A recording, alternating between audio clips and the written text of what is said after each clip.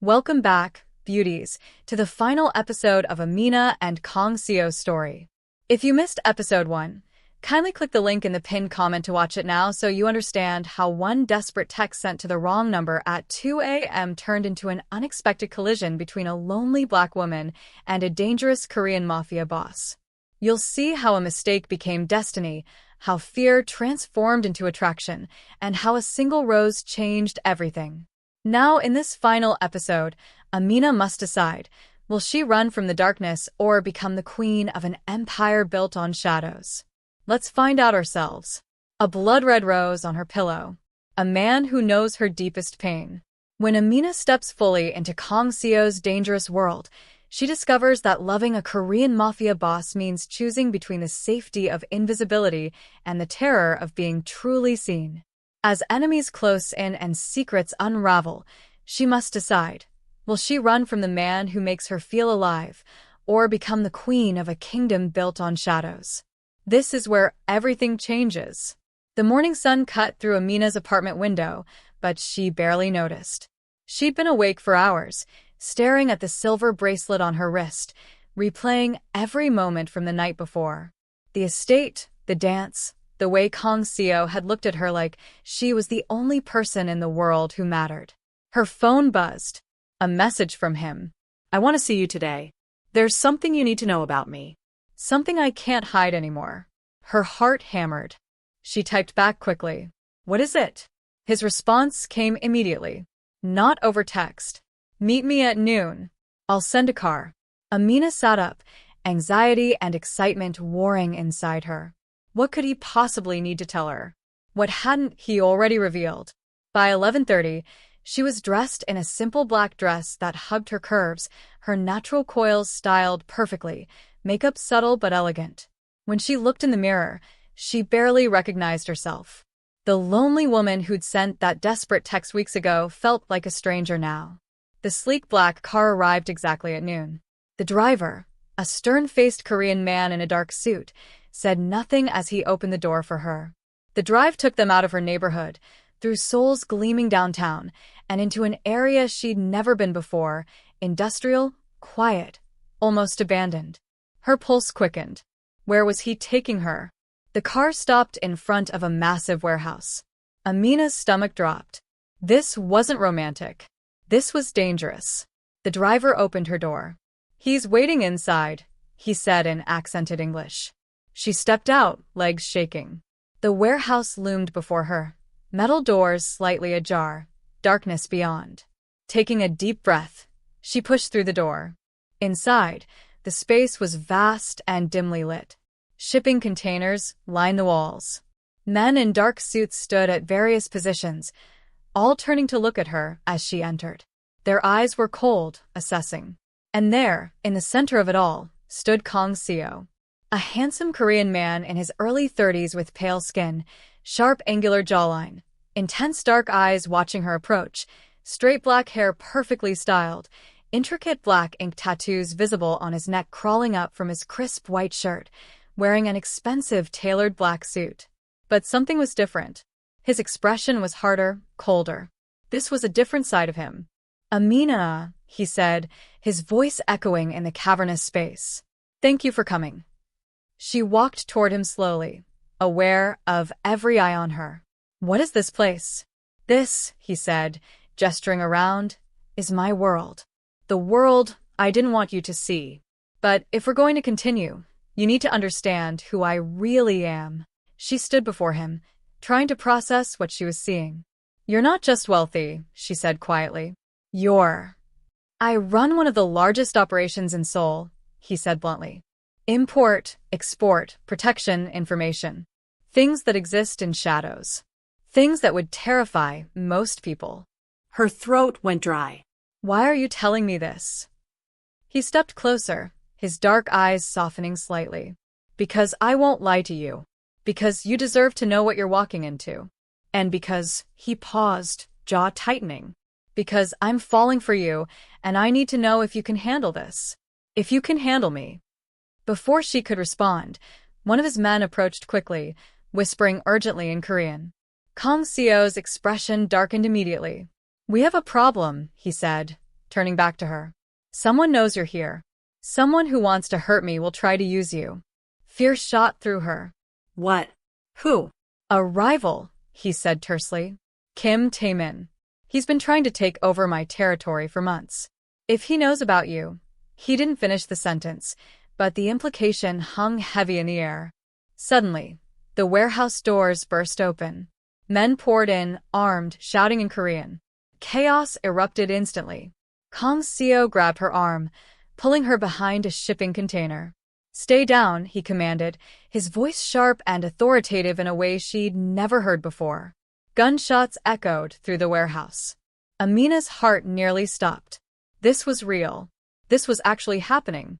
A handsome Korean man in his early 30s with pale skin, sharp angular jawline, intense dark eyes blazing with fury, straight black hair slightly disheveled, intricate black ink tattoos visible on his neck, wearing expensive tailored black suit now wrinkled from movement.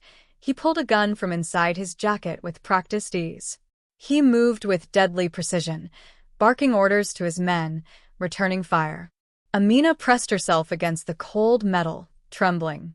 This was the man she was falling for. A man who lived in violence. A man whose enemies would kill her just to hurt him. But as she watched him fight, watched him protect his men and her with equal ferocity, she realized something.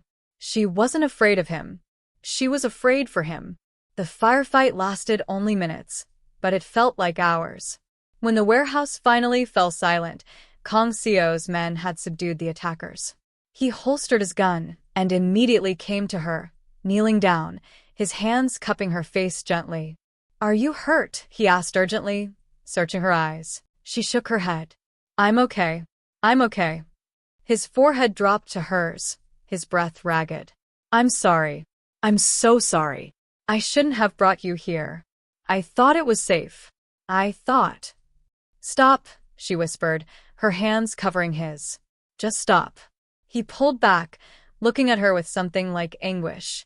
"You should run. You should get as far away from me as possible. I'll make sure you're protected, that you're safe, but you can't be part of this world. I won't let you get hurt because of me." She stared at him, at this dangerous, powerful man who was trying to push her away to protect her.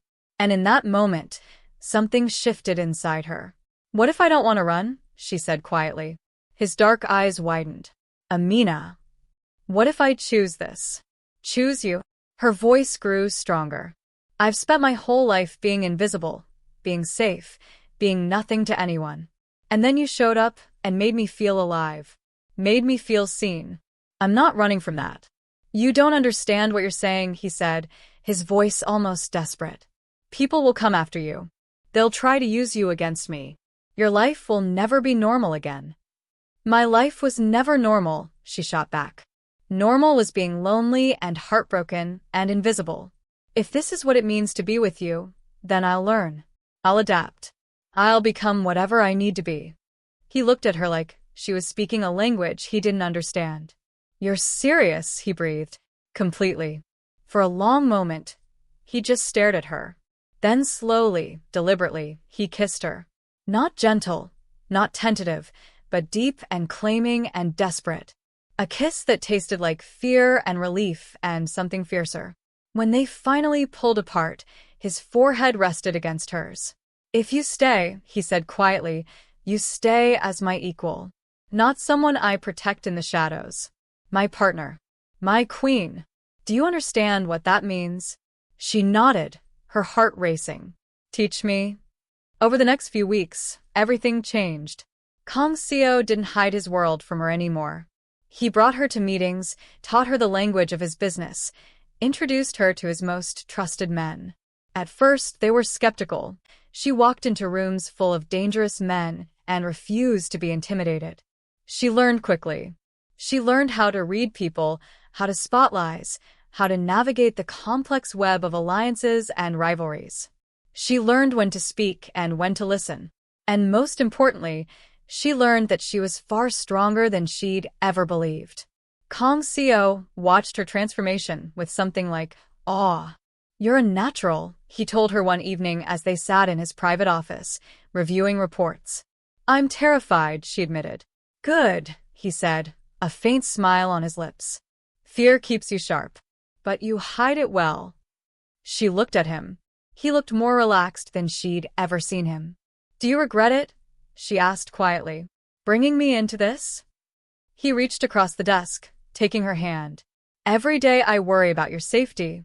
Every day I wonder if I'm being selfish keeping you here. But regret? He shook his head. Never. You've changed everything. You've made me remember what I'm building this empire for. Not just power, not just survival, but a future. Our future. Her chest tightened. I love you, she said, the words spilling out before she could stop them. His eyes widened slightly, then softened.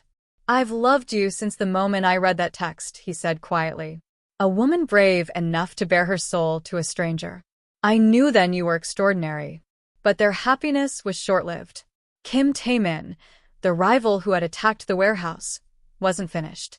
Word reached them that he was planning something bigger, something that would destroy everything Kang Seo had built. We need to move first, one of Kang Seo's advisors said during an emergency meeting. Strike before he does. Amina sat in the meeting listening, learning. She had become someone new. Someone powerful. What if we didn't strike? She said suddenly. All eyes turned to her. Kang Seo's dark eyes studied her curiously. What do you mean? What if we negotiated? She said. What if we offered him something he wants more than your territory? The room erupted in protests. Kang Seo held up a hand for silence. Explain, he said to her. She took a breath. Kim Tae-min wants power, yes. But what he really wants is respect. Recognition. He's been in your shadow for years. What if you made him a partner instead of an enemy? Give him a piece of the empire in exchange for peace. That's weakness. One of the men spat. No, Kang Seo said slowly, his eyes never leaving hers. That's strategy. That's brilliant. Within days, the meeting was arranged. Neutral territory. Both sides armed but civil. Amina stood beside Kang Seo as Kim Tae-min arrived. A middle-aged Korean man with cold eyes and expensive suit, he looked at her with obvious disdain. You bring a woman to negotiate? He sneered in Korean. Kang Seo's expression hardened.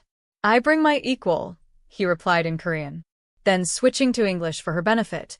And she's the reason you're not dead right now. Show respect. The negotiation was tense. But slowly, carefully, Amina helped broker a deal.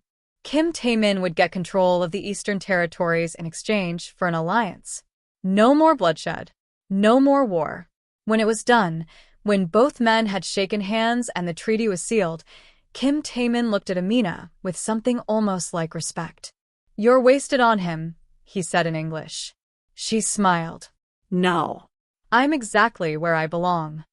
That night, back at the estate, Kang Seo pulled her into his arms. You saved us today, he murmured against her hair. You saved everything. We saved us, she corrected. Together. He pulled back, looking at her with an intensity that made her breath catch. Then slowly, he knelt down, pulling a small box from his pocket. Her heart stopped. I know we've only known each other a short time, he said quietly. I know this world is dangerous and uncertain. But I also know I've never met anyone like you. Anyone who could stand beside me as an equal. Anyone who could make me want to be better. He opened the box, revealing a stunning diamond ring. Marry me. Be my wife. Be my queen. Rule this empire with me. Tears streamed down her face. She nodded. Yes, she whispered. Yes. 1,000 times yes. He slid the ring onto her finger and stood, pulling her into a kiss that felt like coming home. Like finding the missing piece of herself she hadn't known was lost. 6 months later, they were married in a private ceremony. Not the traditional Korean wedding his family might have expected, but something uniquely theirs. A blend of cultures, of worlds. A celebration of two people who had found each other in the most unexpected way. As they stood on the balcony of their estate, soul glittering below them, Kang Seo wrapped his arms around her from behind. He held his wife. Do you ever regret it? He asked quietly. That wrong number? She turned in his arms, looking up at him with a smile that lit up her entire face. It wasn't wrong, she said. It was fate. It was the universe telling me exactly where I needed to be. And where's that? Here, she said simply. With you. Ruling our kingdom. Living our life. Being seen. Being loved. Being exactly who I was always meant to be. He kissed her softly, tenderly. And in that moment, under the soul stars, they both knew that sometimes the best love stories begin with a mistake. Sometimes the most dangerous man is exactly who you need. Sometimes being truly seen means stepping into the darkness and discovering you were always meant to shine there. Amina was no longer invisible, no longer lonely, no longer afraid. She was a queen. And this was only the beginning. Hello, beauties, and just like that, a wrong number became a destiny. A lonely woman became a queen.